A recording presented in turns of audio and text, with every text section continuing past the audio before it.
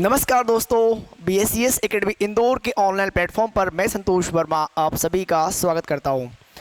दोस्तों, जैसे कि बोर्ड पे आप लोगों ने पढ़ लिया होगा कि आज का जो हमारा टॉपिक होगा विश्व भूगोल के अंतर्गत, तो आज हम लोग पढ़ने वाले हैं ऑस्ट्रेलिया महाद्वीप। इसकी शुरुआत हम लोग क्या कहाँ से करेंगे, इसके अंतर्गत क्या क्या पढ़ेंगे। सबसे पहले हम लोग उन टॉपिक्स पे चर्चा करने वाले हैं जो कि ऑस्ट्रेलिया महाद्वीप के अंतर्गत आता है। उसके बाद में मैं उसी टॉपिक को सीक्वेंस के अकॉर्डिंग फिनिश करूँगा और टोटली मैपिंग के माध्यम से। ठीक है, तो सबसे पहले हम लोग यहाँ पर एक बार समझ लेते हैं कि ऑस्ट्रेलिया कॉन्टिनेंट के अंतर्गत हम लोग क्या क्या पढ़ने वाले हैं। इसके पहले मैंने आप लोगों को एशिया महाद्वीप बताया, उत्तरी अमेरिका बताया, इनके राजनीतिक मानचित्र में जितने भी देश हैं वो सभी हम लोगों ने पढ़े हैं। इसके अलावा हम लोगों ने उनकी जल राशियाँ, जल संधियों को भी काफ़ी डिटेल में देखा है। उसी प्रकार से आज हम लोग किसको देखने वाले हैं, ऑस्ट्रेलिया महाद्वीप को। तो सबसे पहले हम लोग इसकी विषय वस्तु को देख लेते हैं, ठीक है, कि क्या क्या हम लोग ऑस्ट्रेलिया में पढ़ने वाले हैं। तो मैंने यहाँ पे लिख दिया विषय वस्तु। भाई मैंने यहाँ पे क्या लिख दिया, विषय वस्तु,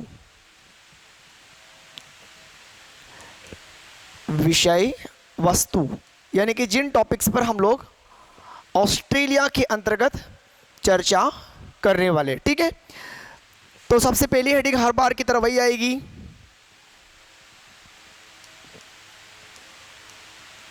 ऑस्ट्रेलिया महाद्वीप का राजनीतिक मानचित्र। क्योंकि हर बार हम लोग शुरुआत यहीं से करते हैं। क्या देखेंगे सबसे पहले, राजनीतिक मानचित्र। ठीक है, और राजनीतिक मानचित्र में अब क्या यहाँ पर देखेंगे, राजनीतिक मानचित्र में हम लोग देखेंगे इसके राज्य। भाई ऑस्ट्रेलिया महाद्वीप को कितने राज्यों में डिवाइड किया हुआ है, और उसके अलावा हम लोग देखेंगे राजधानियाँ। ठीक है, इसके बाद में हम लोग देखने वाले हैं जलराशियाँ, और जलराशियों के बाद जलसंधियाँ। ठीक, हालांकि वो एक अलग बात है कि ऑस्ट्रेलिया महाद्वीप ओशिनिया का पार्ट है। अब ओशिनिया पर भी मैं अलग से एक स्पेशल वीडियो बनाने वाला हूँ।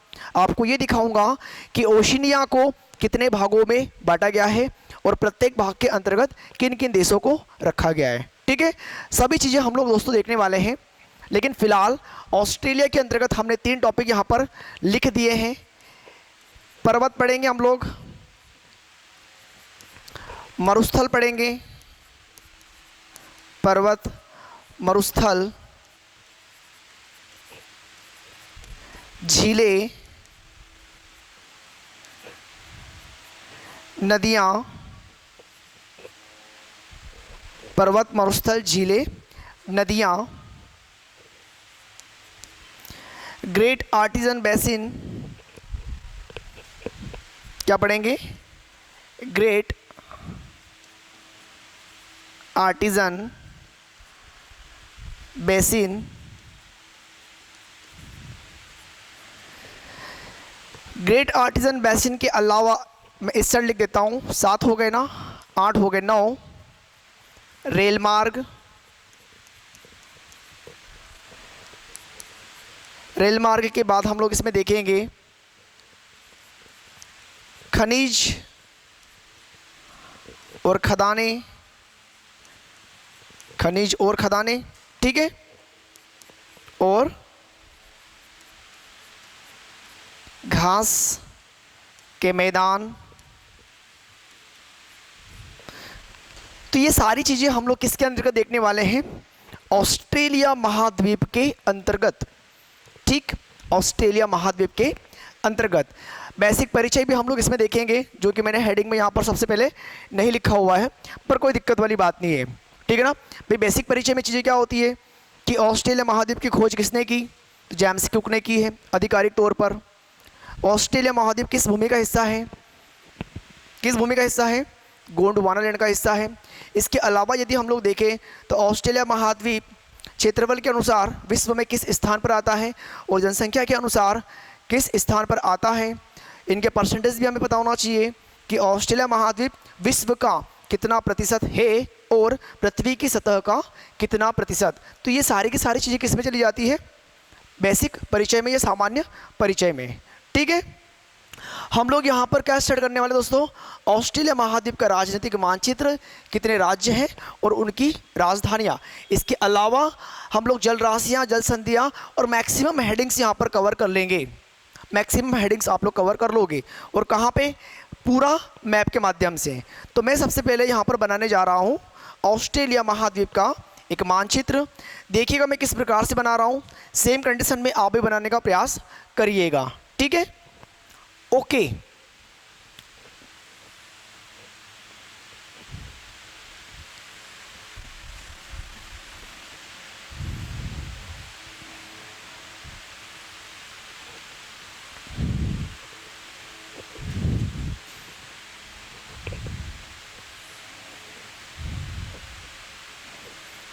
ठीक, कुछ इस प्रकार से बनेगा।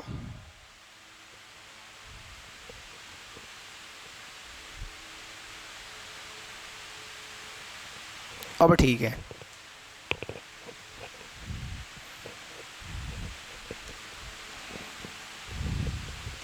देखो मैपिंग आपको बनाते हुए आना ज़रूरी है। ठीक है, अगर मैपिंग आपकी क्लियर हो गई तो फिर तो कुछ भी नहीं है, सारी चीज़ें हो जाती है। देखो मैंने एक मैप बनाया है ऑस्ट्रेलिया कॉन्टिनेंट का।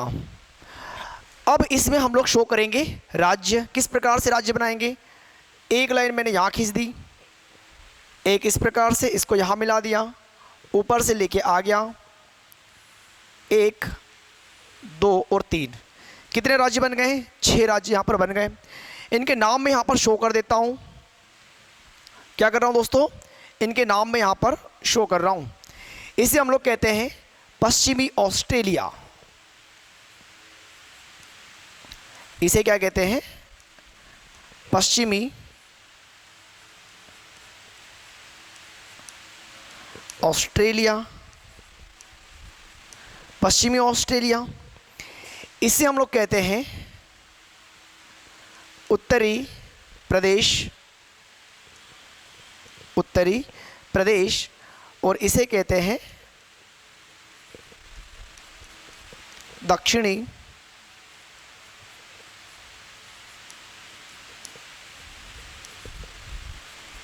ऑस्ट्रेलिया। ये जो राज्य है इसे कहते हैं क्वींसलैंड। क्वींसलैंड,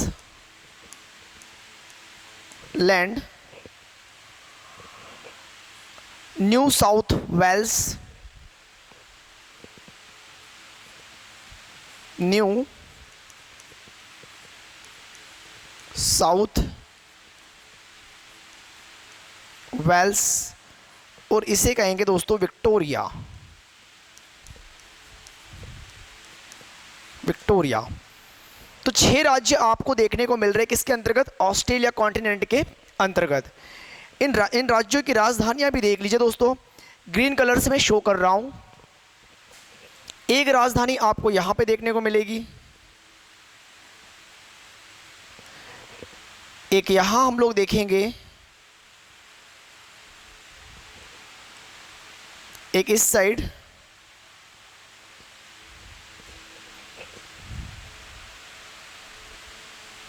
एक मैं ये बना रहा हूं,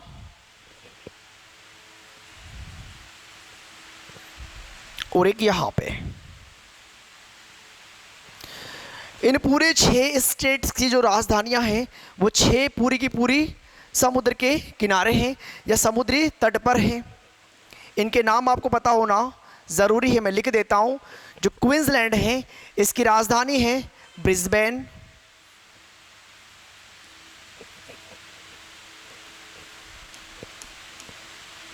क्या राजधानी है, ब्रिस्बेन। न्यू साउथ वेल्स की राजधानी सिडनी। न्यू साउथ वेल्स की राजधानी क्या है, सिडनी है। और विक्टोरिया की राजधानी क्या है, मेलबॉर्न।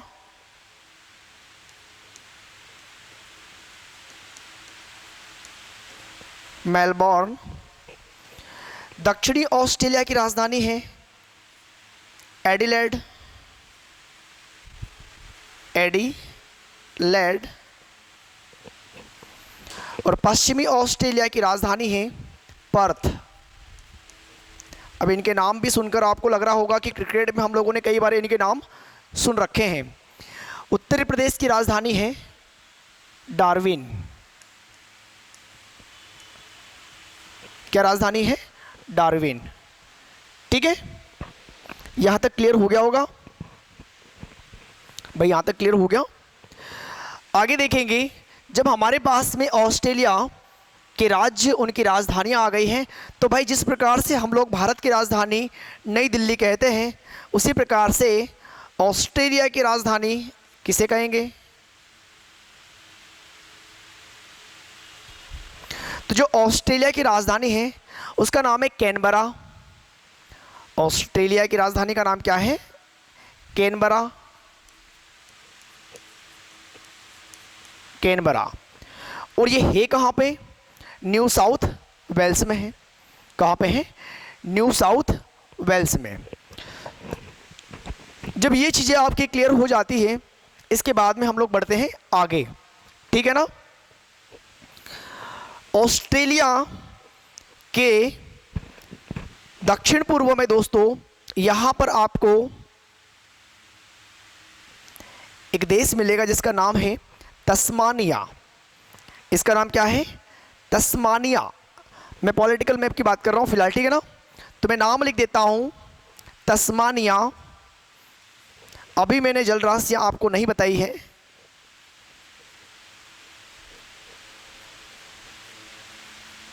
तस्मानिया। और इसकी राजधानी है होबार्ट।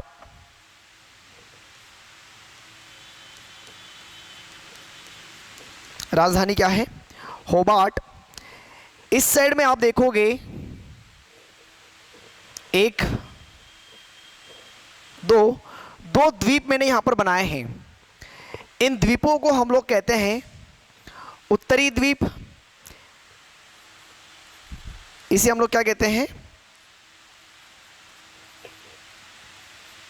उत्तरी द्वीप। और इसे कहते हैं दक्षिणी द्वीप। और इन उत्तरी और दक्षिणी द्वीपों को मिला करके इस देश को हम लोग नाम देते हैं न्यूजीलैंड। क्या नाम देते हैं? न्यूजीलैंड। और न्यूजीलैंड की राजधानी यदि हम लोग देखेंगे तो उत्तरी द्वीप पर आती है, जो समुद्र तट पर है, जिसका नाम है वेलिंगटन। क्या नाम है? वेलिंगटन। इसमें मैं आपको पढ़ाऊंगा कि उत्तरी द्वीप पर आपको शीतोष्ण घास का मैदान मिलेगा जिसे हम लोग कहते हैं तरानकी। और दक्षिणी द्वीप पर शीतोष्ण घास के मैदानों को हम लोग कहते हैं कैंटबरी। ठीक है, क्या कहते हैं? कैंटबरी। और ऑस्ट्रेलिया में पाए जाने वाले शीतोष्ण घास के मैदानों को हम लोग कहते हैं डाउन्स। सब पढ़ेंगे, कोई जल्दबाजी नहीं है। यहाँ तक का पॉलिटिकल मैप यदि आपका क्लियर हो गया होगा तो आगे बढ़ेंगे। और यहाँ पे हमें एक द्वीप नज़र आता है, इस पर 2 देश बसे हुए हैं। इस द्वीप का नाम है न्यू गिनी।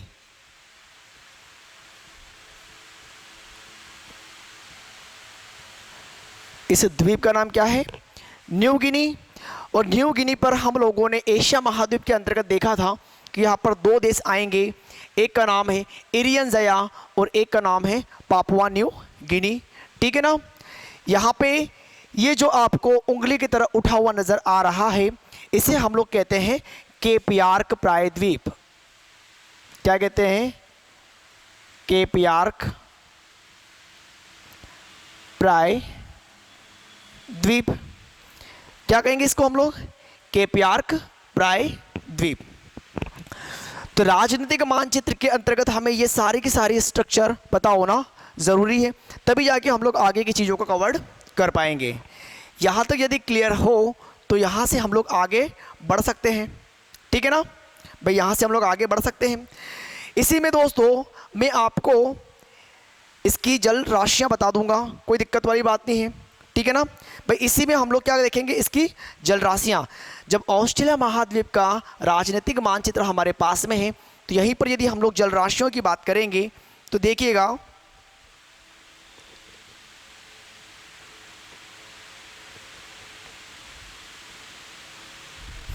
एक जल राशि मैंने यहाँ पर इस प्रकार से बनाई है। इस जल राशि को हम लोग कहते हैं ग्रेट ऑस्ट्रेलियन बाइट। क्या नाम देंगे,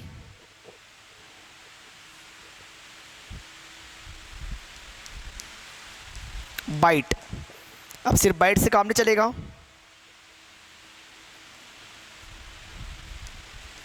ग्रेट ऑस्ट्रेलियन बाइट। तो ये जल राशि क्या हो गई है, ग्रेट ऑस्ट्रेलियन बाइट। और यहां पे यदि देखेंगे तो इसे हम लोग कहते हैं स्पेंसर की खाड़ी। इसे क्या कहेंगे,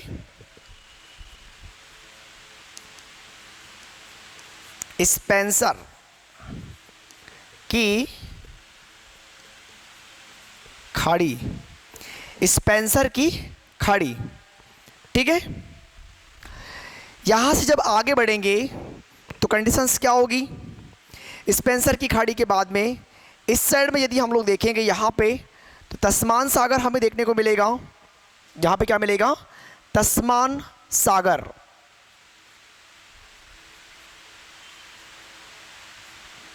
तस्मान सागर, भाई ये क्या है, तस्मान सागर। यहां पे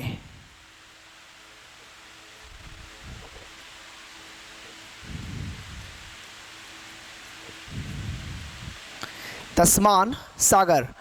और यहां पे यदि देखेंगे कोरल सागर, कोरल सागर, ये कोरल सागर वाला पार्ट हो गया। इसे हम लोग कहते हैं कारपेंट्रिया की खाड़ी।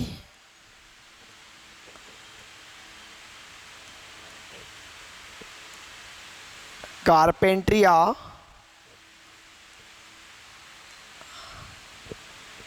की खाड़ी। और यहां पे अराफुरा सागर,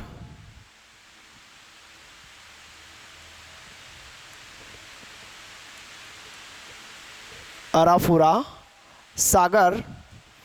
इस साइड में देखें दोस्तों तिमोर सागर, तिमोर सागर। यहां पे जोसेफ बोनापार्ट की खाड़ी, जोसेफ बोनापार्ट की खाड़ी, जोसेफ बोनापार्ट की खाड़ी। जस्ट इसके नीचे आओगे तो आपको सार्क की खाड़ी नजर आएगी। कौन सी खाड़ी, सार्क की खाड़ी। और इसके भी नीचे आओगे तो जियोग्राफी की खाड़ी, जियोग्राफी की खाड़ी नजर आएगी। मतलब ये इतनी सारी जल राशियां इस ऑस्ट्रेलिया महाद्वीप को घेरे हुए हैं। क्या किए हुए हैं, घेरे हुए हैं। और थोड़ा सही से इसको मैं आपको जल राशियों को दिखाने का प्रयास करता हूं।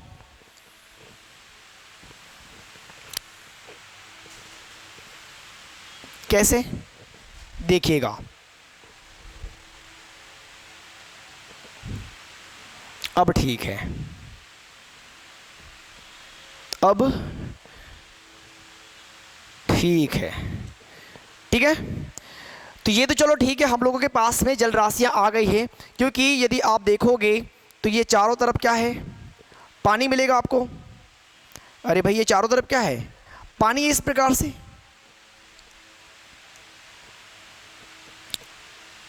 ठीक है, ये चारों तरफ पानी है। यहाँ पे यदि हम लोग देखेंगे दक्षिण में ऑस्ट्रेलिया के, तो दक्षिण में दोस्तों हमें दक्षिणी महासागर देखने को मिलेगा। यहां पे क्या मिलेगा? दक्षिणी महासागर।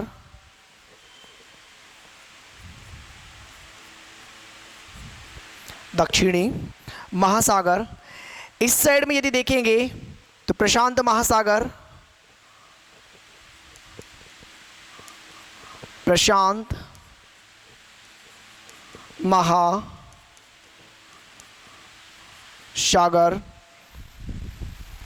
और इस साइड में हिंद महासागर।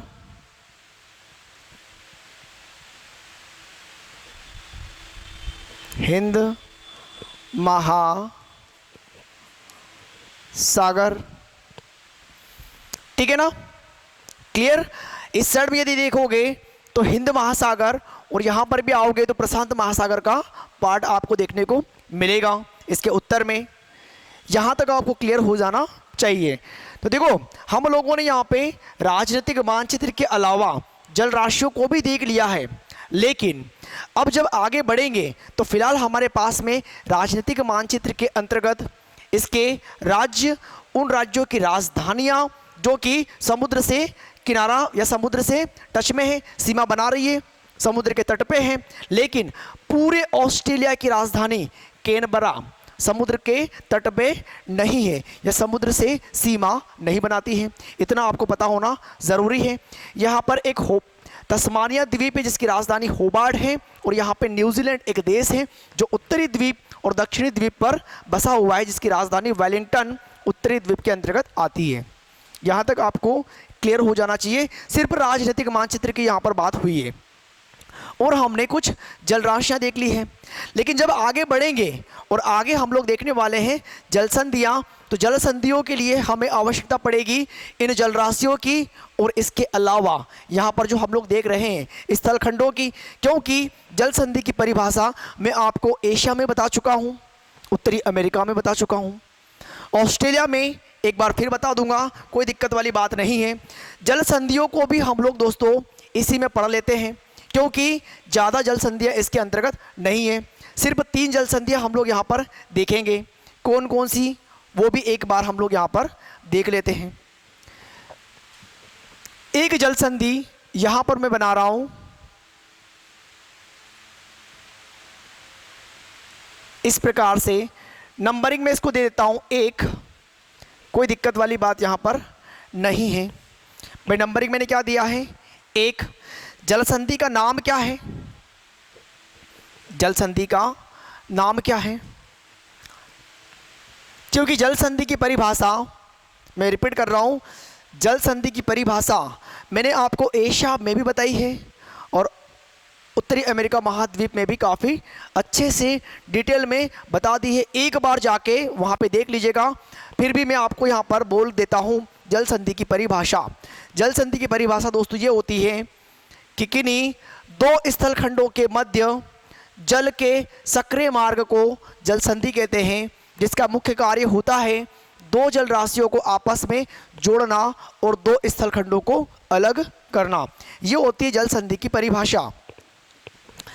आप यहाँ पे देख रहे हो कि ऊपर न्यू गिनी एक द्वीप है और यहाँ पे क्वींसलैंड राज्य है, जिसके इस उंगली की तरह उठे हुए भाग को हम लोग क्या कहते हैं?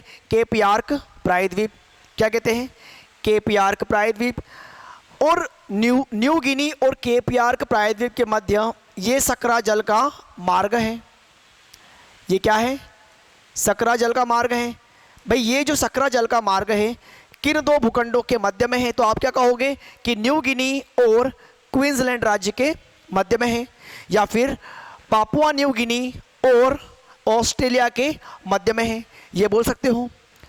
तो 2 स्थल खंडों के मध्य में जो सकरा जल मार्ग है उसे हम लोग क्या कहते हैं? जल संधि कहते हैं। और इस जल संधि का मुख्य कार्य क्या होता है कि इन 2 स्थल खंडों को अलग करना और 2 जल राशियों को जोड़ना। तो 2 जल राशियाँ कौन सी हैं? अराफुरा सागर और यहाँ पे क्या है? कुरल सागर। इन 2 जल राशियों को आपस में जोड़ेगी और 2 स्थल खंडों को अलग करेगी। जल संधि का नाम हमें पता होना ज़रूरी है। जल संधि को हम लोग कहते हैं टॉरस जल संधि। क्या कहते हैं दोस्तों? टॉरस,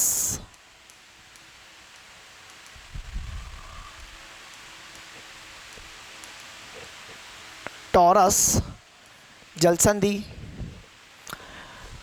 टॉरस जलसंधि क्या लिखोगे? टॉरस जलसंधि में आप लोग लिखोगे कोरल सागर, कोरल सागर और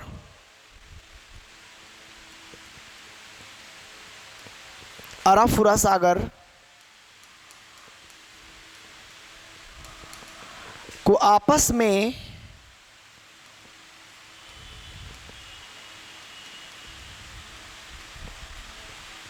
जोड़ती है। भाई कोरल सागर और अराफुरा सागर को आपस में जोड़ती है। अलग किसे करेगी? तो अलग करने की बात होगी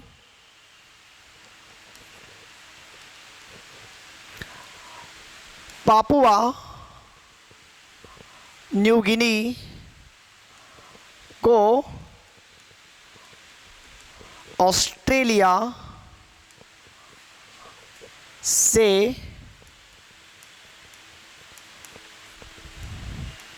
अलग करती है। पापुआ न्यू गिनी को ऑस्ट्रेलिया से अलग करती है। कौन? टॉरस जलसंधि, जो 1 नंबर पर हम लोगों ने लिखी हुई है। अगली जलसंधि जब हम लोग देखेंगे, जिसको नंबरिंग हम लोग देंगे 2, और इसमें आप लोग देख रहे हो, इसमें आप लोग क्या देख रहे हो? इसमें आप लोग ये देख रहे हो कि तस्मान सागर के जल को प्रशांत महासागर के जल से जोड़ती है। कौन? ये जल संधि, इसका नाम है कुक।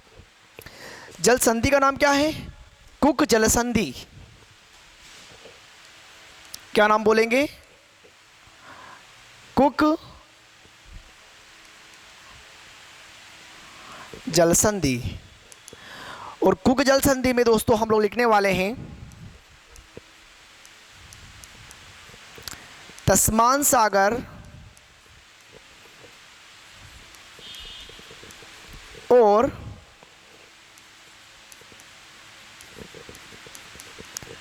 दक्षिणी प्रशांत महासागर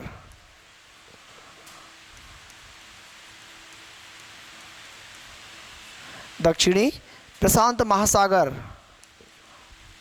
को जोड़ती है। तस्मान सागर और दक्षिणी प्रशांत महासागर को जोड़ती है। अलग किसे करेगी? उत्तरी द्वीप को दक्षिणी द्वीप से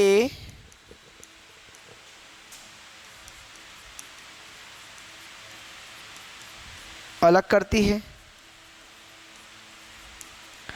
उत्तरी द्वीप को दक्षिणी द्वीप से अलग करती है, या न्यूजीलैंड को न्यूजीलैंड से अलग करती है। कोई दिक्कत वाली बात नहीं है। और अगली जल संधि की यदि हम लोग बात करेंगे तो यहां पर बनती है, जिसे नंबरिंग देंगे 3, और आप देख भी रहे हो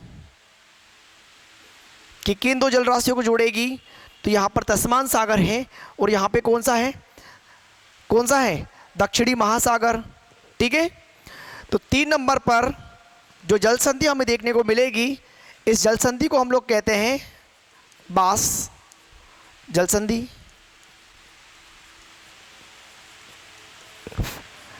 क्या कहते हैं दोस्तों? बास जल संधि, जो तस्मान सागर और दक्षिणी महासागर को जोड़ती है।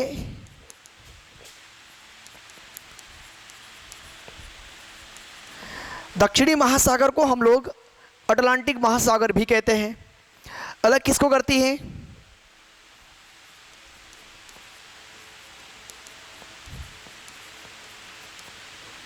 ऑस्ट्रेलिया को तस्मानिया से,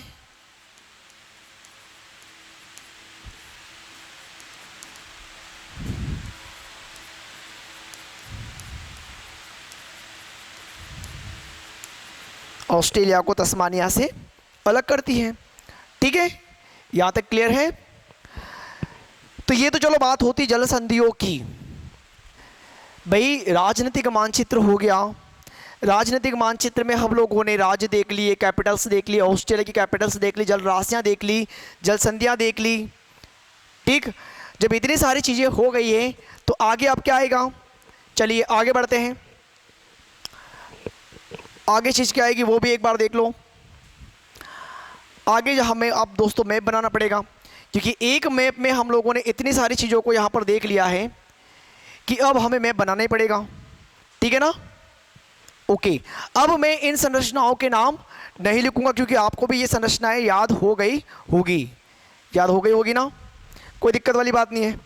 ठीक है, चलिए आगे दूसरे वाले मानचित्र में देखना कि क्या क्या पढ़ने वाले हम लोग।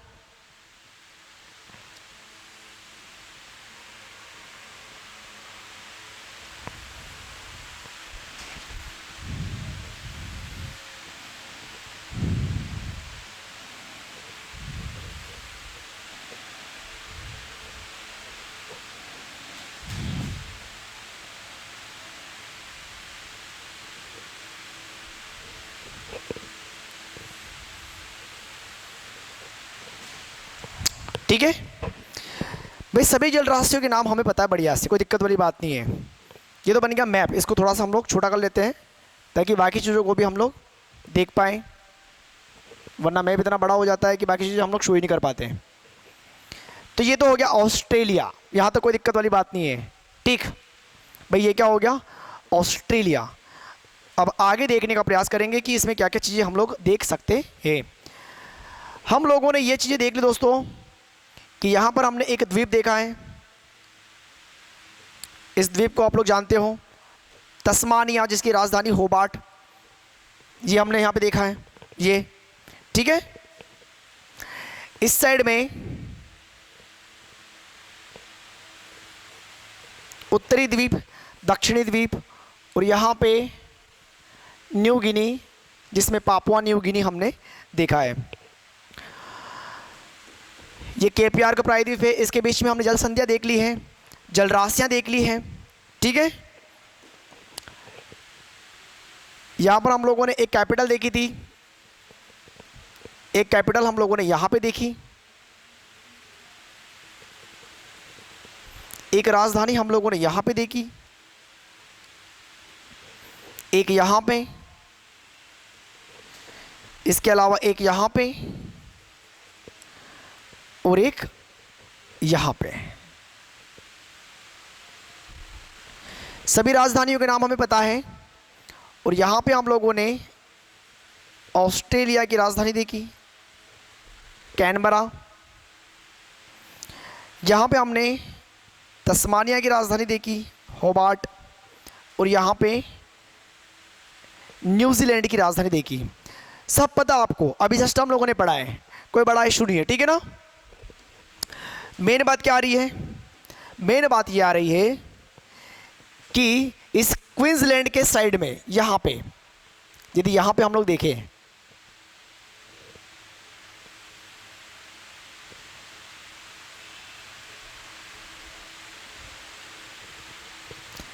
इस क्वींसलैंड के उत्तर पूर्व में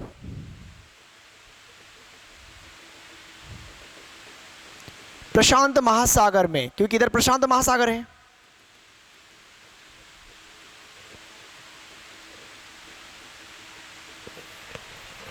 भाई कंडीशन क्या है? कंडीशन ये है, इस साइड में पूरा क्या है? पानी है। अरे भाई आप लोग जानते हो कि यहाँ पे क्या है? जल है। और ये जो मैंने बनाया है ये प्रशांत महासागर के जल में है। इसके चारों ओर क्या है? जल। आप कभी जाओगे घूमने तो आपको यही स्थिति वहां पर दिखने वाली है जो मैं बना रहा हूं।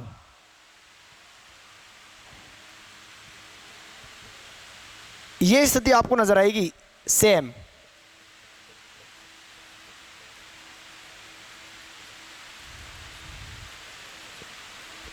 ये conditions.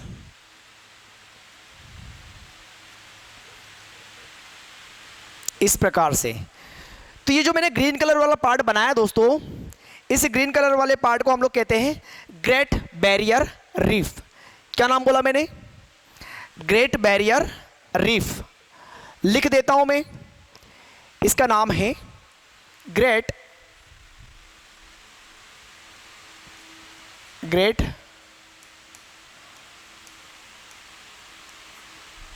Barrier reef. Great barrier reef विश्व की सबसे बड़ी प्रवाल भित्ति है। ग्रेट बैरियर रीफ क्या है? विश्व की सबसे बड़ी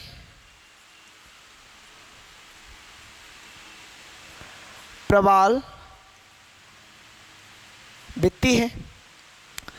अब ये बताओ कि प्रवाल भित्ति क्या होती है। पहले इस चीज को समझ लो। प्रवाल भित्ति या प्रवाल होते क्या है? ये प्रशांत महासागर में एक अवरोधक दीवार की तरह क्यों बनी हुई है? प्रवाल जीवों के द्वारा सबसे बड़ी दीवार, जिसे प्रवाल भित्ति नाम दिया गया है, जिसे हम लोग कहते हैं ग्रेट बैरियर रीफ। ठीक है, ये चीज क्या होती है उस चीज को पहले समझ लो। भारत के भूगोल के अंतर्गत हम लोगों ने नाम सुना है। किसके अंतर्गत? भारत के भूगोल के अंतर्गत हम लोग क्या कहते हैं कि लक्षद्वीप को प्रवाल द्वीप की संज्ञा भी देते हैं। भाई लक्षद्वीप को क्या कहते हैं? प्रवाल द्वीप कहते हैं, क्योंकि लक्षद्वीप का निर्माण प्रवाल जीवों से हुआ है। तो ये प्रवाल भित्ति का निर्माण कैसे हुआ है वहां पे देखिएगा। यहां पर दोस्तों समुद्र है, इस प्रकार से। ये क्या है? समुद्री जल है। ये क्या है? समुद्री जल।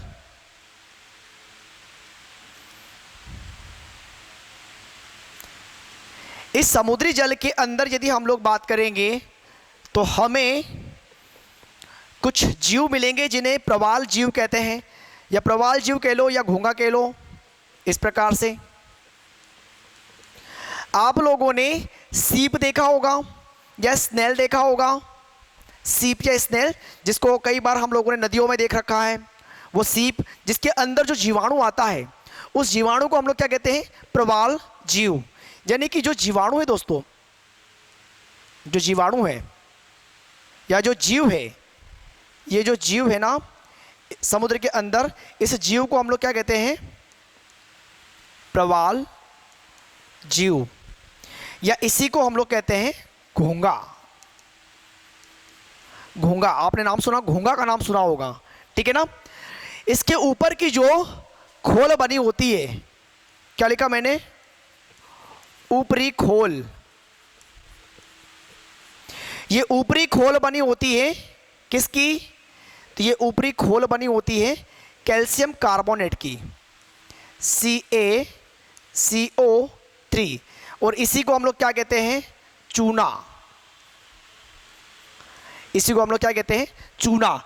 भाई समुद्र के अंदर जो जीव मिलता है, जिसे हम लोग प्रवाल जीव घोंगा कहते हैं, इसके ऊपर की जो खोल बनी होती है काहे की होती है? कैल्शियम कार्बोनेट की, जिसे हम लोग कहते हैं चूना, कहते हैं ना।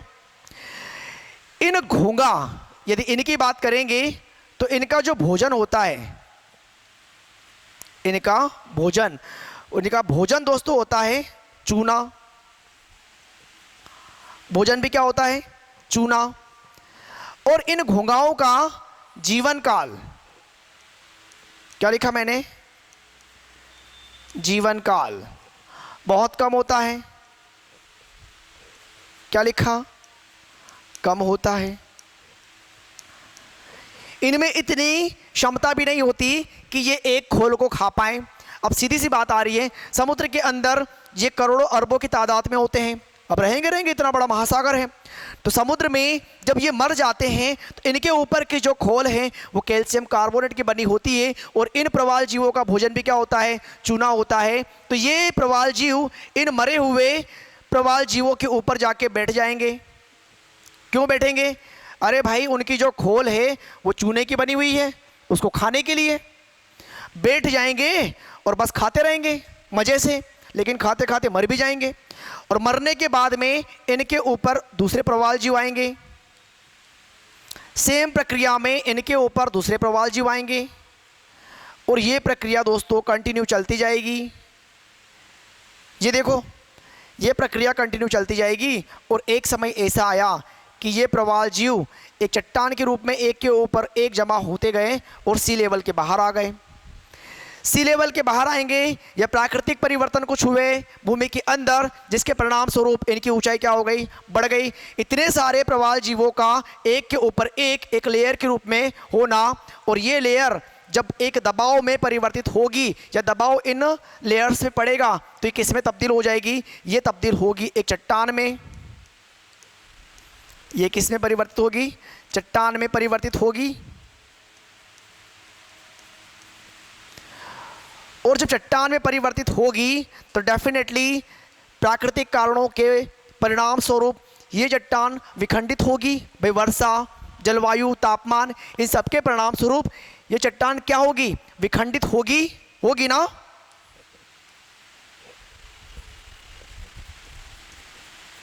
जलवायु परिवर्तन के परिणाम स्वरूप, परिवर्तन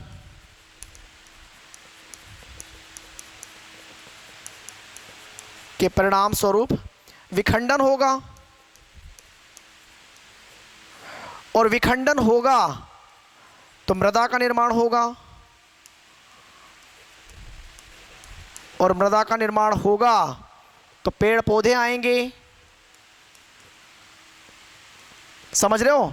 और पेड़ पौधे आएंगे, मिट्टी भी है तो ये भूखंड हो जाएगा, और भूखंड बना समुद्र के बीच में तो इसे हम लोग क्या कहेंगे, एक द्वीप कहेंगे, कहेंगे एक द्वीप कहेंगे। लेकिन है किसमें, लंबाई में, है किसमें, लंबाई में।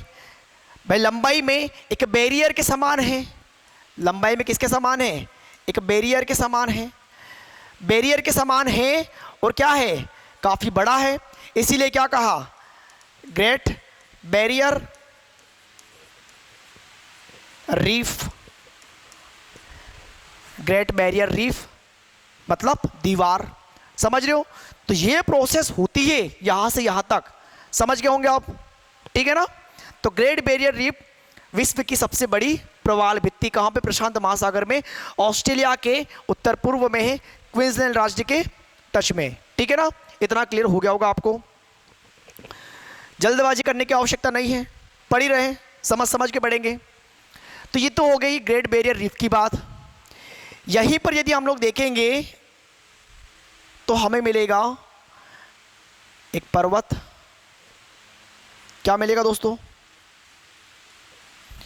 ऑस्ट्रेलिया के पूर्व में हमें मिलेगा एक पर्वत। इस पर्वत को हम लोग कहते हैं ग्रेट डिवाइडिंग रेंज। क्या नाम बोला मैंने, ग्रेट डिवाइडिंग रेंज। पर्वत का नाम क्या है, ग्रेट डिवाइडिंग रेंज। कहाँ लिखूं, यहीं पे लिख देता हूं, जहां पे पर्वत, पर्वत, पर्वत कौन सा है, ग्रेट डिवाइडिंग रेंज। और ग्रेट डिवाइडिंग रेंज की सबसे बड़ी खासियत यह है दोस्तों कि ग्रेट डिवाइडिंग रेंज ऑस्ट्रेलिया का सबसे लंबा पर्वत है। भाई ऑस्ट्रेलिया का सबसे लंबा पर्वत है। और यदि विश्व में हम लोग इसकी बात करें तो विश्व में तीसरा सबसे लंबा पर्वत है। कौन सा, तीसरा। भाई तीसरा कैसे, यदि हम लोग बात करें कि पहले पे कौन सा है, यदि पर्वतों की हम लोग बात करें तो पहले पे कौन सा है, तो आप लोग क्या बताते हो, सर एंडीज पर्वत है पहले पे, एंडीज। दूसरे पे रॉकी, दूसरे पे कौन सा दोस्तों, रॉकी। थर्ड पे great dividing range,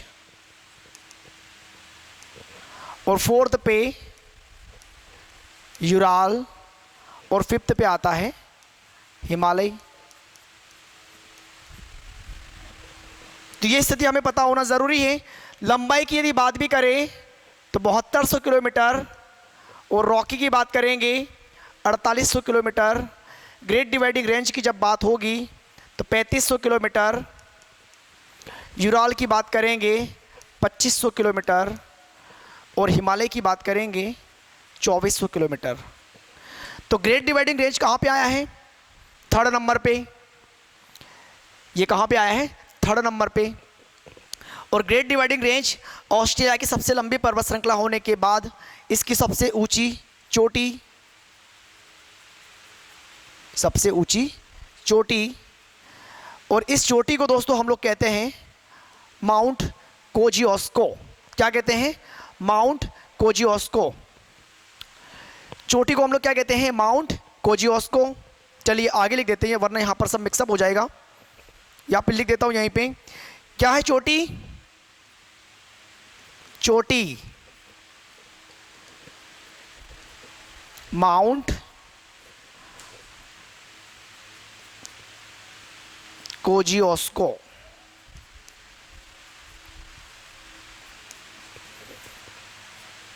mount कोजियोस्को 2228 metre इसकी ऊंचाई है।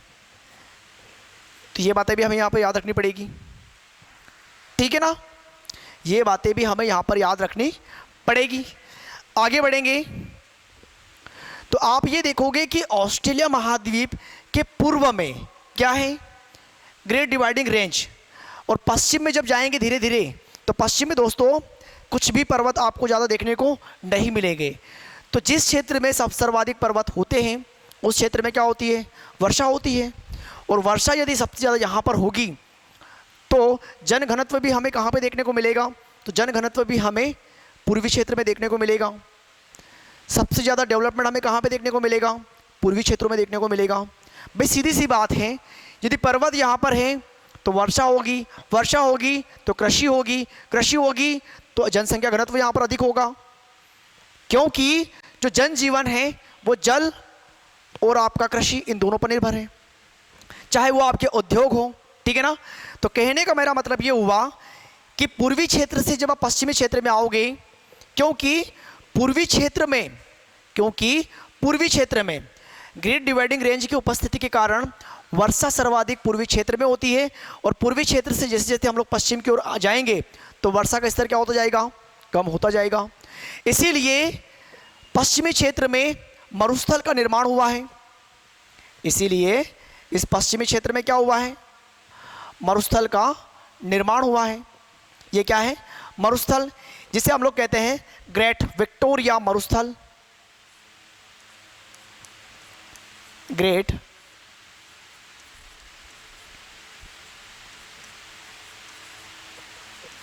विक्टोरिया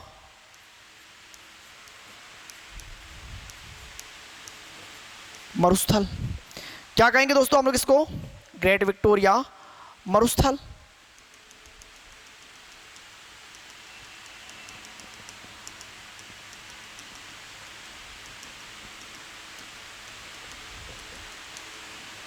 तो ये क्या हो गया? ग्रेट विक्टोरिया मरुस्थल। अच्छा एक बात ये भी है कि इस साइड में आप क्या देख रहे हो कि भाई ये तो मरुस्थल है और इस साइड में क्या है? पर्वत है। तो ये पर्वत ऊंचा है, मरुस्थल भी क्या है? इस पर्वत की तुलना में थोड़ा सा नीचा है। लेकिन इस जो मध्यवर्ती क्षेत्र है, किसकी बात कर रहा हूं मैं? इस मध्यवर्ती क्षेत्र की, इस क्षेत्र की बात कर रहा हूं।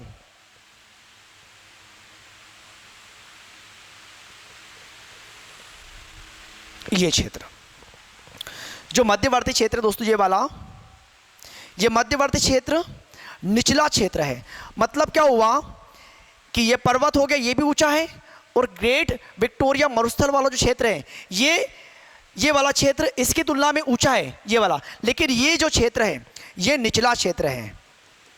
ये क्षेत्र कैसा है? निचला क्षेत्र है। और इस निचले क्षेत्र को हम लोग कहते हैं ग्रेट आर्टिजन बेसिन। इस निचले क्षेत्र को हम लोग क्या कहेंगे? Great artesian basin. समझना इस चीज को। जो ब्लू वाला पार्ट है इसे हम लोग क्या कहते हैं? Great artesian Basin. मैं यहां लिख रहा हूं, यहां पे।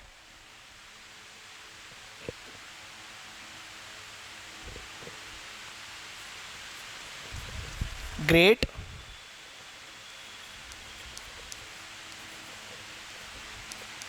Artesian basin. क्या कहते हैं इसको हम लोग? Great artesian Basin. और जो ग्रेट आर्टिजन बेसिन है ये कैसा है? तो ग्रेट आर्टिजन बेसिन थालीनुमा है। कैसा है ये? थालीनुमा।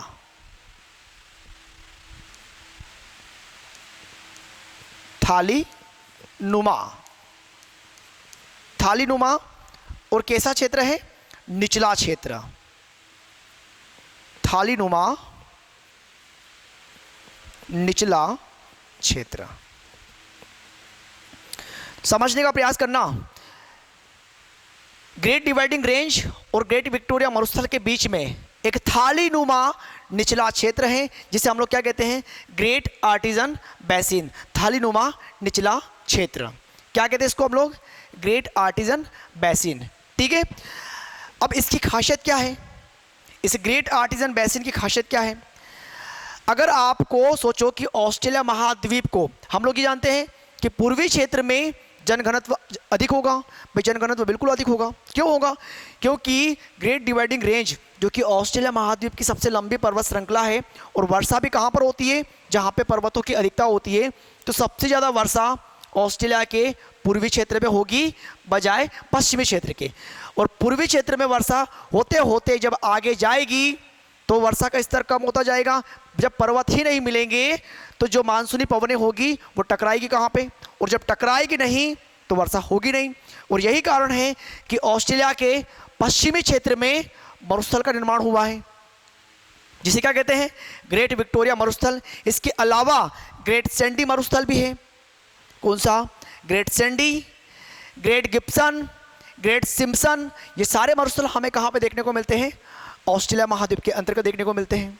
ठीक है ना, पश्चिमी क्षेत्र में। अब मेरा कहने का मतलब क्या है? मेरा कहने का मतलब दोस्तों ये है कि ये जो आर्टिजन बेसिन है, ये आर्टिजन बेसिन कैसा है? थालीनुमा निचला है। कैसा है? थालीनुमा और निचला है। क्योंकि इधर पर्वत आ गया, यहाँ पे मरुस्थल। मरुस्थल और पर्वत दोनों इस आर्टिजन बेसिन की तुलना में क्या है? ऊंचे हैं। और आर्टिजन बेसिन कैसा है? नीचे है। तो यदि पूर्वी क्षेत्र में जो वर्षा होगी वो वर्षा का जल सीधा कहाँ पे जाएगा? इस बेसिन में। क्यों? भाई थालीनुमा है। कैसा है? थालीनुमा है। तो ऑस्ट्रेलिया के लोगों को यदि कृषि करनी होगी तो कहाँ पे करेंगे? तो आप लोग क्या कहोगे? सर इस ग्रेट आर्टिजन बेसिन में करेंगे। अब यहाँ पे जाके तो करेंगे नहीं। अरे भाई मरुस्थल में जाके कृषि कर पाओगे? नहीं कर पाओगे। तो कहाँ पे कृषि करोगे? इस आर्टिजन बेसिन में करोगे।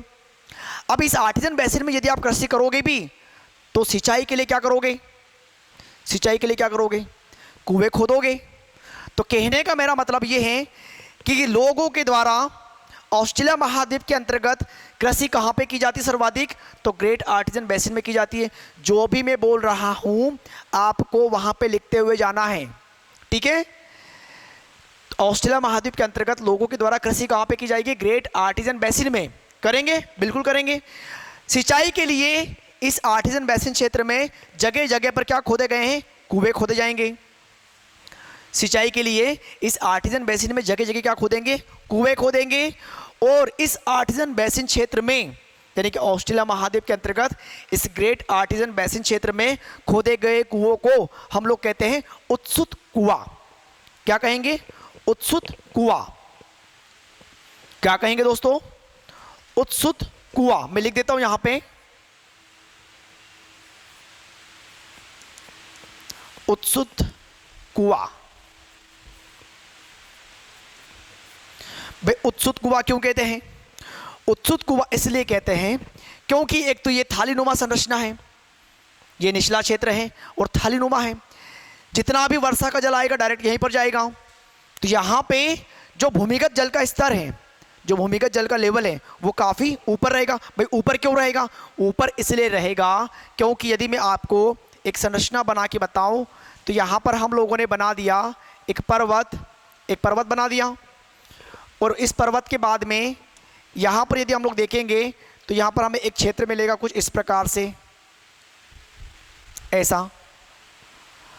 और इस साइड यदि देखेंगे पश्चिमी क्षेत्र में तो हमें क्या मिलेगा, एक मरुस्थल मिलेगा कुछ इस प्रकार से इतनी ऊंचाई पर। तो मेन मुद्दा ये आता है कि वर्षा जब होगी तो इस पर्वतीय क्षेत्र से वर्षा होते हुए सीधी कहाँ पर आएगी, इस आर्टिजन बेसिन में। और इस आर्टिजन बेसिन में क्या होगा, जल भरेगा। इस आर्टिजन बेसिन में क्या होगा, जल भरेगा। अब जब जल भरेगा तो रिसेगा, और ये क्षेत्र पहले ही नीचे है, ये क्षेत्र कैसा है, पहले नीचे है। तो इन दोनों की तुलना में यदि हम बात करें तो ये इतना नीचे हैं, तो वाटर लेवल क्या होगा, हमें पास में मिलेगा। और जब इस आर्टिजन बेसिन क्षेत्र में हम कुएं खोदेंगे तो कम गहराई पर ही हमें क्या मिल जाएंगे, कुएं में से पानी मिल जाएगा। तो इस क्षेत्र में खोदे गए कुएं जल देने के लिए क्या है, बहुत ज़्यादा उत्साहित है, इसीलिए उन्हें क्या कहते हैं, उत्सुत कुआं कहते हैं। इतना भी क्लियर हो जाना चाहिए आपको, ठीक है। और इसी आर्टिजन क्षेत्र में यहां पर हमें मिलेगी एक झील। क्या मिलेगी दोस्तों, एक झील मिलेगी। इस झील को हम लोग कहते हैं आयर झील। इस झील को हम लोग क्या कहते हैं, आयर झील। क्या नाम है झील का, आयर झील। और आयर झील पूरे ऑस्ट्रेलिया महाद्वीप का सबसे निचला बिंदु है। आयर झील पूरे ऑस्ट्रेलिया महाद्वीप का सबसे निचला बिंदु है। क्यों निचला बिंदु है भाई, निचला बिंदु इसलिए है क्योंकि थाली नुमा संरचना में जब झील बनेगी तो जायज़ है कि सतही लेवल से सबसे नीचे होगा, ठीक है। तो सबसे ऊंचा बिंदु माउंट कोजुआस्को और सबसे निचला बिंदु आयर झील। यहाँ तक हमें क्लियर हो जाना चाहिए। फिर आगे क्या करना है, आगे देखते हैं, आगे बढ़ते हैं। यहाँ पर हम लोग दोस्तों जब आगे बढ़ेंगे तो कंडीशंस क्या होगी वो भी देख लेते हैं। इस ग्रेट विक्टोरिया डिजर्ट को हम लोग यहाँ पे क्या कर रहे हैं, थोड़ा सा इरेज कर रहे हैं। क्यों इरेज कर रहे हैं अभी आपको पता चल जाएगा। हम लोगों ने यहाँ पर क्या बनाया था, ग्रेट विक्टोरिया डिजर्ट। अब मेरा एक सवाल है यहाँ पे दोस्तों आप लोगों से कि यदि मैं सिंपल क्वेश्चन आप लोगों से पूछूं कि ऑस्ट्रेलिया महाद्वीप के अंतर्गत सर्वाधिक कृषि क्षेत्र कहाँ पर हमें देखने को मिलेगा, पूर्वी क्षेत्र में, पश्चिमी क्षेत्र में, उत्तरी क्षेत्र में या दक्षिणी क्षेत्र में, तो आप आंसर क्या दोगे। तो अब आपके दिमाग में आ गया होगा यदि आपने लेक्चर को सही प्रकार से देखा होगा कि हमें यह पता है कि ऑस्ट्रेलिया महाद्वीप के पूर्वी क्षेत्र में वर्षा अधिक होगी क्योंकि पूर्वी क्षेत्र में ग्रेट डिवाइडिंग रेंज है। तो जायज़ है कि कृषि क्षेत्र भी हमें कहाँ पर देखने को मिलेगा, पूर्वी क्षेत्र में देखने को मिलेगा। यदि आपसे मैं पूछूं कि जनघनत्व सर्वाधिक ऑस्ट्रेलिया महाद्वीप के अंतर्गत किधर देखने को मिलेगा, किस क्षेत्र में, तो पूर्वी क्षेत्र में। वन घनत्व कहाँ मिलेगा, पूर्वी क्षेत्र में। पूर्व से पश्चिम की ओर जाएंगे तो वन घनत्व क्या होगा, कम होगा, और जन घनत्व भी क्या होगा, कम होगा। और वर्षा भी क्या होती जाएगी, पूर्व से पश्चिम की ओर जाने पर कम होती जाएगी। सारी बातें आपको इस मैप के माध्यम से समझ में आना चाहिए, ठीक है ना। अब ऑस्ट्रेलिया के लोगों ने क्या किया, समझना इस चीज़ को। ऑस्ट्रेलिया के लोगों ने क्या किया, अब आप लोग बोलोगे सर क्या क्या, बता दो। बिल्कुल बता रहा हूँ। देखो यहाँ पे ऑस्ट्रेलिया के लोगों ने यहाँ से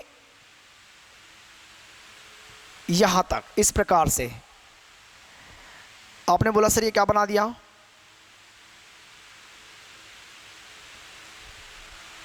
ये मैंने बनाई है रेल की पटरी, आपको दिखाई दे रही होगी। ये मैंने क्या बनाई, रेल की पटरी। ऐसी होती है कुछ,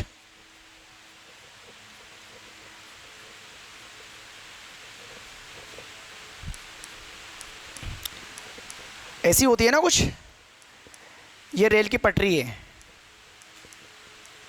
ओके, तो जो रेल की पटरी मैंने दोस्तों बनाई है यहाँ पे, ये रेल की पटरी कहाँ से कहाँ तक है। तो अब आप पहले तो ये बताना कि रेल की पटरी किन दो शहरों को या किन दो राजधानियों को आपस में जोड़ रही है, किन दो शहरों या किन दो राजधानियों को आपस में जोड़ रही है। तो ये क्या है, सिडनी, और ये क्या है, पर्थ। सिडनी से पर्थ तक ऑस्ट्रेलिया के अंतर्गत एक रेलवे लाइन बिछाई गई है जिसे ग्रेट ऑस्ट्रेलियन रेल मार्ग कहते हैं, या इसी को कॉन्टिनेंटल रेल मार्ग भी कहते हैं। दोनों बातें याद रखना। क्या मैंने बोला भाई, सिडनी से पर्थ तक एक रेलवे मार्ग बनाया गया है, एक रेल मार्ग बनाया गया है या रेलवे लाइन बिछाई गई है, जिसे ग्रेट ऑस्ट्रेलियन रेल मार्ग या ट्रांस ऑस्ट्रेलियन रेल मार्ग कहते हैं। इसको क्या कहते हैं दोस्तों? इसको ट्रांस ऑस्ट्रेलियन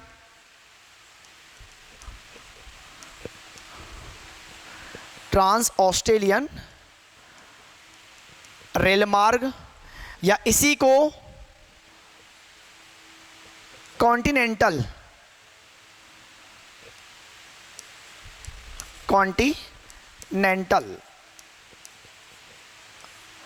रेल मार्ग नाम भी दिया गया है। इसकी लंबाई याद रखना 1693 किलोमीटर है। इसकी लंबाई कितनी है? 1693 किलोमीटर।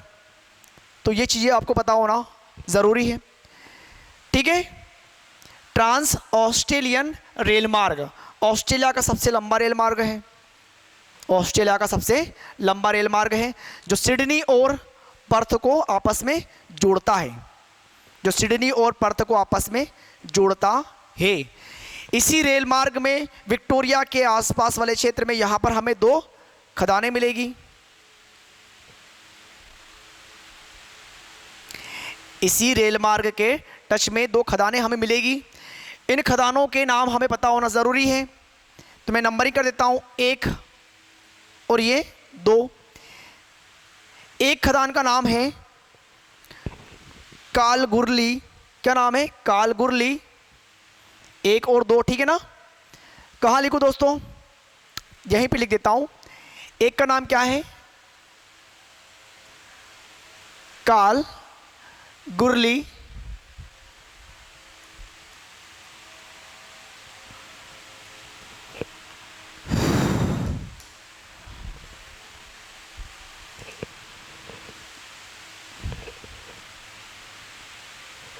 दो खदानें हम लोगों ने यहाँ पे बना ली है, कालगुरली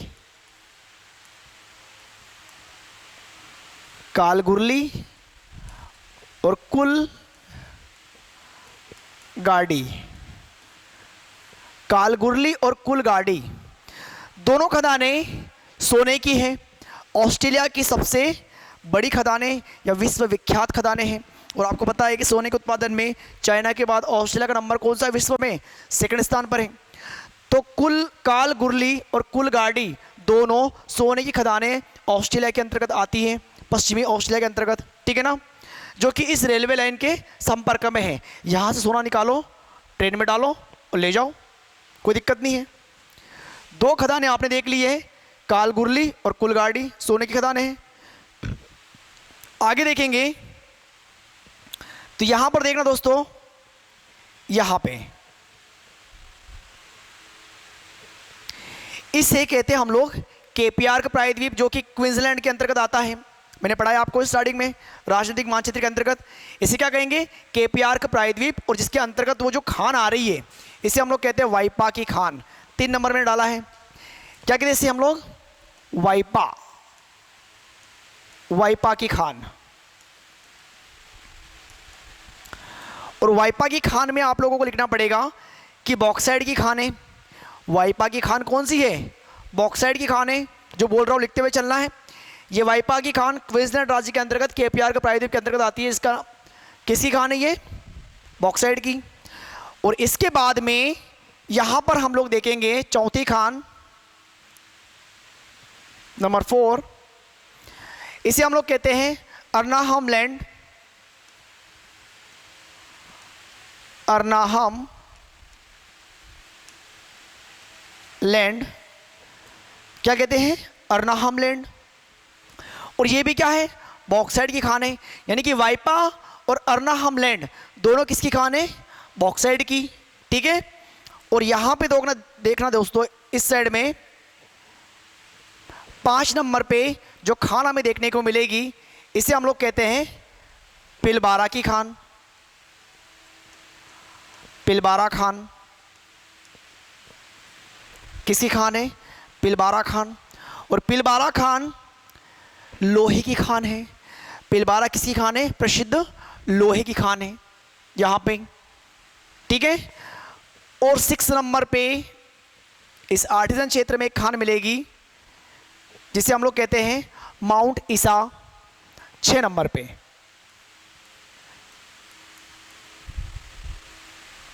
माउंट ईसा। और यहां से हमें सीसा और जस्ता प्राप्त होता है। यहां से क्या प्राप्त होता है? सीसा और जस्ता। और एक खदान हमें मिलेगी इस रेलवे लाइन के पास में 7 नंबर पे, जिसे हम लोग कहते हैं माउंट ब्रोकन हिल। माउंट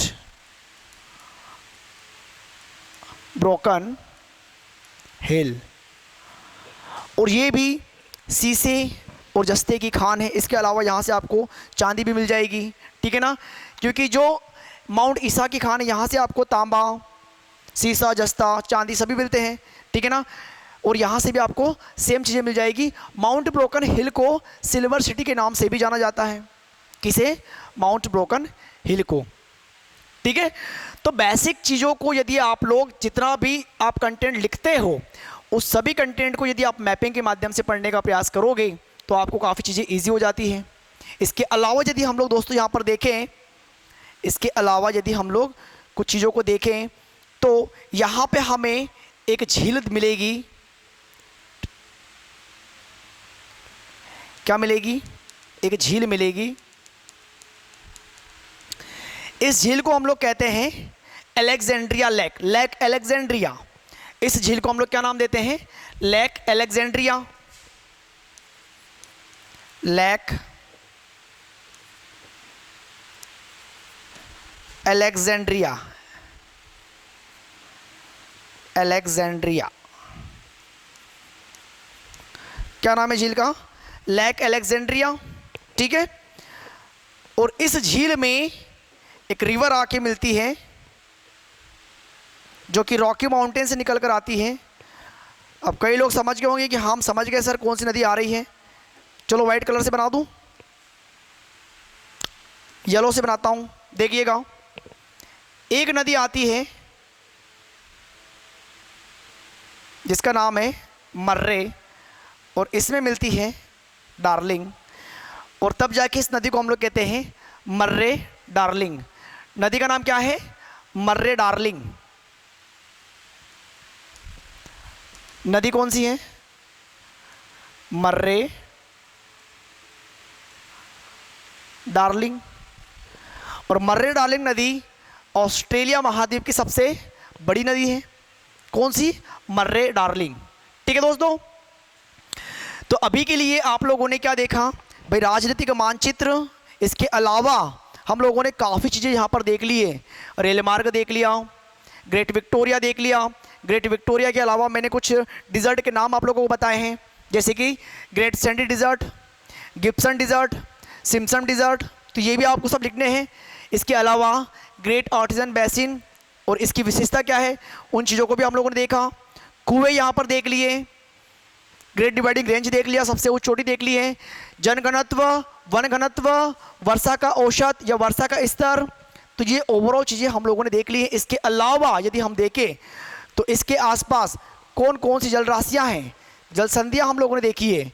ये सभी चीज़ें आपको इस प्रकार से पढ़नी पड़ेगी, ठीक है। बाकी चीज़ें आपको आगे के टॉपिक्स में कंटिन्यू मिलती रहेगी। न्यूजीलैंड को हम लोग स्पेशल पढ़ने वाले हैं। ऑस्ट्रेलिया महाद्वीप में जितने भी घास के मैदान आपको आर्टिजन बेसिन क्षेत्र में देखने को मिलेंगे उन्हें हम लोग क्या कहते हैं? डाउन्स कहते हैं। और न्यूजीलैंड में जो घास के मैदान हमें मिलेंगे, यहाँ पे हमें मिलेगा तरानकी। और यहाँ पर पाए जाने वाले जो घास के मैदान हैं उन्हें हम लोग क्या कहते हैं? शीतोष्ण घास के मैदान, ठीक है ना। और यहाँ पे कैंटबरी घास के मैदान हमें देखने को मिलेंगे। न्यूजीलैंड को दक्षिण का ब्रिटेन भी कहते हैं। बहुत सारी चीज़ें हैं, इसको हम लोग स्पेशल न्यूजीलैंड को अलग से ही एक वीडियो में पढ़ेंगे, ठीक। कोई दिक्कत यहाँ तक? कोई दिक्कत नहीं है। बस कंडीशन क्या होती है, हमेशा याद रखना कि चाहे कोई सा जियोग्राफी में कोई सा भी टॉपिक हो, कभी एक थ्योरिकल पार्ट के रूप में पढ़ने का प्रयास मत करना, समझ भी नहीं आएगा, ठीक है। हमेशा आपको मैपिंग से ही पढ़नी है, क्योंकि मैपिंग से ही सभी चीज़ें ऑटोमेटिकली क्लियर हो जाती है। क्योंकि चीज़ें हमारे माइंड में लोकेट होती है, हम इमेजिनेट करते हैं, और इमेजिनेट करेंगे तो डेफिनेटली हमें चीज़ें पता होगी। और क्वेश्चन आएगा भी तो आसानी से कर पाएंगे। ठीक है दोस्तों, अभी यहाँ पर ये ख़त्म नहीं हुआ है, अभी बहुत बाकी है, लेकिन आज के इस लेक्चर में इतना काफ़ी है आप लोगों के लिए। आगे भी जितने भी कॉन्टिनेंट आएंगे सब हम लोग मैपिंग के माध्यम से पढ़ने वाले हैं। ठीक है, मैं आपको शो भी करूँगा जल्दी से, कोई दिक्कत वाली बात नहीं है। ग्लोब हम लोग यहाँ पर इंस्टॉल करेंगे, ग्लोब में आप लोगों को चीज़ें बताएंगे भी कि देखो यहाँ पर एक्चुअल में जो रियल स्थिति है वो क्या है, किस प्रकार से है। ठीक है, दक्षिणी द्वीप के नीचे आओगे तो यहाँ पर एक द्वीप मिलेगा, इसके बीच में एक जल संधि आती है जिसका नाम है फोबेक्स जल संधि, वो भी पढ़ेंगे हम लोग। ठीक, तो आज के लिए दोस्तों इतना काफ़ी है। उम्मीद है कि आपको ये वीडियो काफ़ी पसंद आएगा, इस लेक्चर के माध्यम से आपको काफ़ी जानकारी मिलेगी। और पिछले जितने भी लेक्चर हम लोगों ने पढ़ाए हैं आप लोगों को, वो सारे के सारे बहुत ही महत्वपूर्ण हैं किसी भी एग्ज़ाम की दृष्टि से। ठीक है, आगे भी इसी प्रकार से बने रहिएगा और नोट्स बनाना मत भूलना, क्योंकि नोट्स आप बनाओगे तभी जाके आपकी रियल मेहनत आपको सपोर्ट कर पाएगी आगे भी। तो मिलते हैं अगले लेक्चर में, तब तक के लिए धन्यवाद।